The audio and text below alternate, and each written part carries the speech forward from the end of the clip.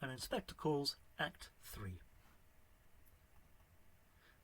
The final act of the play is one of two halves, with the first section continuing straight from Act 2's cliffhanger, covering Eric's explanation of how he knew Eva.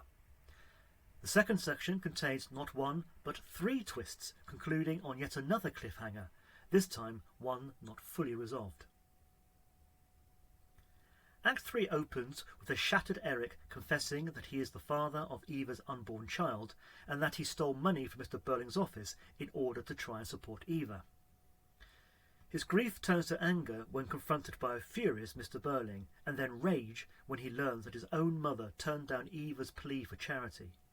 In the course of events, he tells his parents a few home truths.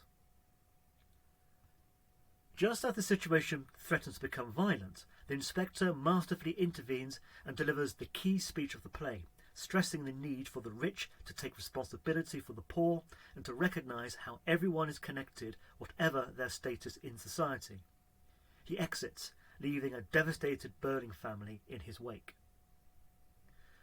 The audience may feel that the play is about to end, but Priestley isn't done just yet. Gerald returns to express his growing doubts about the veracity of the inspector. Gradually, by careful thought and deduction, he works out that the inspector is a fake. This is corroborated when Mr. Burling rings his friend the Chief of Police, who confirms that there is no Inspector Gould on the police force. Soon after, another bombshell lands when Gerald starts to wonder if the dead girl is a hoax too. Again, after a few moments of reasoning and another phone call, it is revealed that no young woman has committed suicide for quite a while. Both Mr. and Mrs. Burling are enormously relieved and feel that they have nothing to worry about, still less feel guilty about. They can go back to the way things were before the so-called inspector arrived. Sheila and Eric are much less sure and challenge their parents' complacent attitude, arguing that inspector or no inspector, dead woman or not, they all still did the things they said they did. The generation gap between young and old widens, with the former insisting that lessons need to be learnt. Interestingly, Gerald, whilst young, seems to be siding with the older Burlings and abandoning his earlier regret.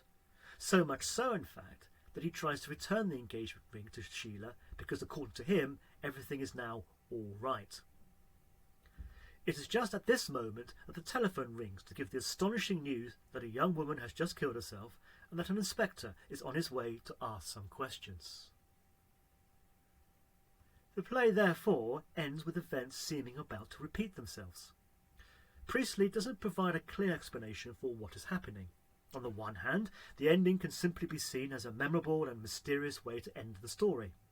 On the other hand, the plot's circular nature could suggest that the Burlings and Gerald are stuck in some sort of a time loop, which can only be broken once all the characters truly learn their lesson. Priestley himself was interested in ideas about time, and how history sometimes seemed to repeat itself. As someone who had lived through 2 world wars, perhaps he is making the wider argument about the need for real change in society to a more equal one if we are to prevent another terrible war from occurring.